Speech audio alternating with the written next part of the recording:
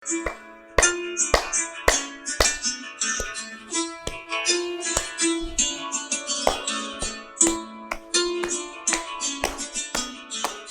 ಸ್ನೇಹಿತರೆ, ಭಾಳ ಇಂಪಾರ್ಟೆಂಟ್ ಆಗುತ್ತೆ ಯೋಗದಲ್ಲಿ ನಾವು ಮಾಡೋದನ್ನ ಎಂಜಾಯ್ ಮಾಡೋದು. ನಾವು ಮಾಡೋದನ್ನ ಎಂಜಾಯ್ ಮಾಡ್ತಾ ಹೋದಷ್ಟು ಭಾಳಷ್ಟು ಹೊತ್ತು ಕೆಲಸ ಮಾಡೋದಕ್ಕೆ, ಅಂದರೆ ಅದೇ ವ್ಯಾಯಾಮವನ್ನು ರಿಪಿಟೇಟಿವ್ ಆಗಿ ಮಾಡ್ತಾ ಹೋಗೋದಕ್ಕೆ ನಮ್ಗೆ ಉತ್ಸಾಹ ಬರುತ್ತೆ. ನಗಾಡ್ತಾ ಇರಬೇಕು, ಖುಷಿಯಿಂದ ಇರಬೇಕು, ಫಸ್ಟ್ ಥಿಂಗ್. ಸೆಕೆಂಡ್ ಸ್ಟೆಪ್ ಏನಂದರೆ, ಚೆನ್ನಾಗಿ ಗಾಳಿ ಆಡ್ತಾ ಇರಬೇಕು ನಿಮ್ಮ ಕೋಣೆಯಲ್ಲಿ. ಹೊರಗಡೆ ಕೂತ್ಕೊಳ್ಳೋದು ಭಾಳ ಒಳ್ಳೆಯದು. ಟೆರೇಸೋ, ಬಾಲ್ಕನಿನೋ, ಹೊರಗಡೆ ಬೈಲೋ, ಪಾರ್ಕೋ, ಈ ಥರದ ಜಾಗಗಳಿದ್ರೆ ಭಾಳ ಒಳ್ಳೆಯದು. ಈ ವಿಡಿಯೋದಲ್ಲಿ ನಾನು ನಿಮಗೆ ಹೇಳ್ತಾ ಇದ್ದೀನಿ ಒಂದು ಸಿಂಪಲ್ ಟೆಕ್ನಿಕ್ಕು, ಬಟ್ ಸಿಕ್ಕಾಪಟ್ಟೆ ಎಫೆಕ್ಟಿವ್. ವಿಶೇಷವಾಗಿ ದೇಹದ ರಕ್ತ ಪರಿಚಲನೆಯನ್ನು ಜಾಸ್ತಿ ಮಾಡ್ಕೊಳ್ಳೋದಕ್ಕೆ ಸಹಾಯ ಮಾಡುತ್ತೆ. ರಕ್ತ ಪರಿಚಲನೆ ಅಂದ್ರೇನು? ಬ್ಲಡ್ ಫ್ಲೋ ಆಗ್ತಿರ್ಬೇಕು ದೇಹದಲ್ಲಿ ಸರಿಯಾಗಿ. ಆದರೆ ಈ ಚಳಿ ಪರಿಣಾಮವಾಗಿ ಅಥವಾ ಮಳೆ, ನೀರು, ಈ ಥರದ ಒಂದು ವಾತಾವರಣದಲ್ಲಿ ವಿಪರೀತ ಮೋಡ ಇರೋದು, ಬಿಸಿಲು ಬಾರದೇ ಇರೋದು, ಆಗ ಏನಾಗುತ್ತೆ ಅಂದರೆ ವಾತ ಅನ್ನೋದು ದೇಹದಲ್ಲಿ ಕಟ್ಕೊಳ್ಳುತ್ತೆ. ಸರಿಯಾದ ಫ್ಲೋ ಆಗದೇ ಇರೋ ಥರ ತಡೆಯುತ್ತೆ. ಅದರಿಂದ ಏನಾಗುತ್ತೆ, ಕೈಗಳಲ್ಲಿ ಜುಮ್ ಅನ್ನೋದು, ಬೆರಳುಗಳಲ್ಲಿ ಜುಮ್ ಜುಮ್ ಜುಮ್ ಜುಮ್ ಅನ್ನೋದು, ಕಾಲಲ್ಲೂ ಕೂಡ ಶುರುವಾಗುತ್ತೆ. ದೇಹದ ಬೇರೆ ಬೇರೆ ಭಾಗಗಳಲ್ಲೂ ಕೂಡ ಜುಮ್ ಜುಮ್ ಅನ್ನೋದು ಶುರುವಾಗುತ್ತೆ, ನಮ್ಮ ಆರೋಗ್ಯ ವಿಪರೀತಾಗಿ ಹಾಳಾಗದಾಗ.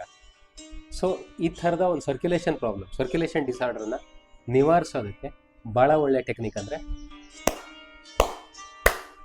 ಮತ್ತೇನಿಲ್ಲ, ಚಪ್ಪಾಳೆ ತಟ್ಟೋದು. ಸರಿಯಾಗಿ ತಟ್ಟಬೇಕು ಚಪ್ಪಾಳೆನ, ಸಾಧ್ಯದಷ್ಟು ಜೋರಾಗಿ.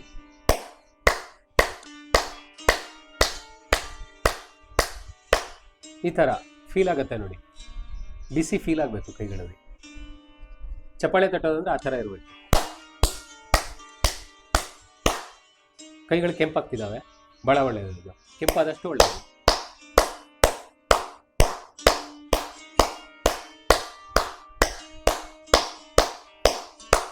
ಇದರಿಂದ ಮತ್ತೇನೂ ಆಗೋದಿಲ್ಲ, ಕೈ ಉರಿಯುತ್ತೆ ಒಂಚೂರು.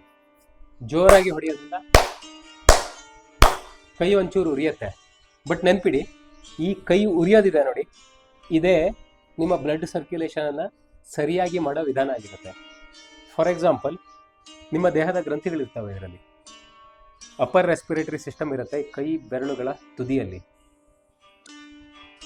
ನಿಮ್ಮ ಲಿವರು, ಕಿಡ್ನಿ, ಹಾಗೆಯೇ ದೇಹದ ವಿವಿಧ ಭಾಗಗಳಿಗೆ ಕನೆಕ್ಷನ್ ಕೊಡುವಂತಹ ಒಂದಷ್ಟು ನಾಡಿಗಳು ಇಲ್ಲಿರ್ತವೆ. ದೇಹದ ಎಲ್ಲ ಭಾಗಗಳಿಗೂ ಕನೆಕ್ಷನ್ ಇಲ್ಲೇ ಇರುತ್ತೆ. ಹಾಗೆಯೇ ಕೈ ಒಂದಕ್ಕೊಂದು ಅಪ್ಪಳಿಸಿದಾಗ, ಈ ಥರ ಚಪ್ಪಾಳೆ ಹೊಡೆದಾಗ, ಚಪ್ಪಾಳೆ ಅನ್ನೋದು ತುಂಬ ಪಾಸಿಟಿವ್. ಎಲ್ಲರನ್ನೂ ನಾವು ಅಪ್ರಿಷಿಯೇಟ್ ಮಾಡ್ತೀವಿ. ಚಪ್ಪಾಳೆ ಹೊಡೆದು ಭಾಳ ಚೆನ್ನಾಗಿ ಮಾಡ್ದೀಪ, ಭಾಳ ಚೆನ್ನಾಗಿ ಮಾತಾಡಿದೆ, ಡೈಲಾಗ್ ಭಾಳ ಚೆನ್ನಾಗಿದೆ, ಗುಡ್ ಬಾಯ್, ಮಕ್ಕಳಿಗೂ ಹೇಳ್ತೀವಿ.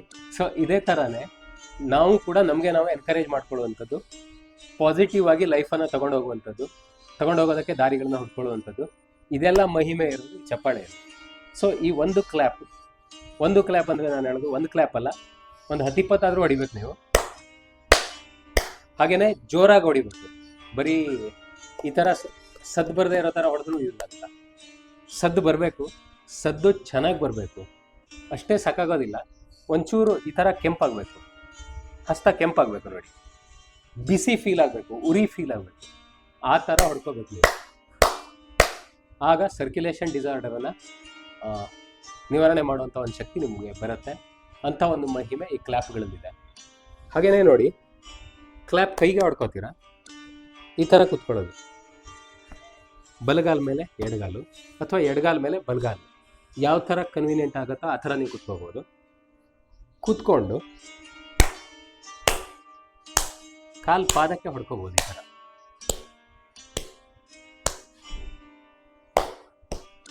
ಮೊದಲೇ ಈ ಕೈಗಳಲ್ಲಿ ದೇಹದ ಎಲ್ಲ ಅಂಗಗಳಿಗೂ ಕನೆಕ್ಟಿಂಗ್ ನಾಡಿಗಳಿರ್ತವೆ ಅಂತ. ದೇಹದ ಒಂದೊಂದು ಭಾಗಗಳಿಗೆ ಕರಳು ಇರ್ಬೋದು, ಲಿವರ್ ಇರ್ಬೋದು, ಕಿಡ್ನಿ ಇರ್ಬೋದು, ಜಠರ ಇರ್ಬೋದು, ಇದೆಲ್ಲ ಭಾಗಗಳಿಗೂ ಕನೆಕ್ಷನ್ ಇಲ್ಲಿರುತ್ತೆ. ಅದೇ ಥರನೇ ಕಾಲು ಪಾದಗಳಲ್ಲೂ ಕೂಡ ಕನೆಕ್ಷನ್ ಇರುತ್ತೆ. ಕಾಲು ಪಾದಗಳಿಗೆ ಹೊಡೆದಾಗ ಕೂಡ ಒಂದಷ್ಟು ನಾಡಿಗಳು ಆ್ಯಕ್ಟಿವೇಟ್ ಆಗ್ತವೆ.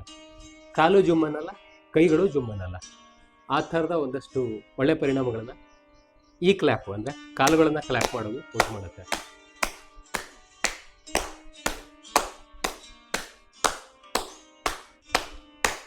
ಕಾಲುಗಳನ್ನು ಕ್ಲ್ಯಾಪ್ ಮಾಡಿ ಜೋರಾಗಿ, ಕೈಗಳನ್ನು ಮಾಡಿ 10-20 ಸಲ, 20 ರಿಂದ 30 ಸಲ ಮಾಡೋಕ್ಕಾದ್ರೆ ಭಾಳ ಒಳ್ಳೆಯದು. 50 ಸಲ ಮಾಡಿದರೆ ಆ ಪ್ರಾಬ್ಲಮ್ ಇರೋದೇ ಇಲ್ಲ.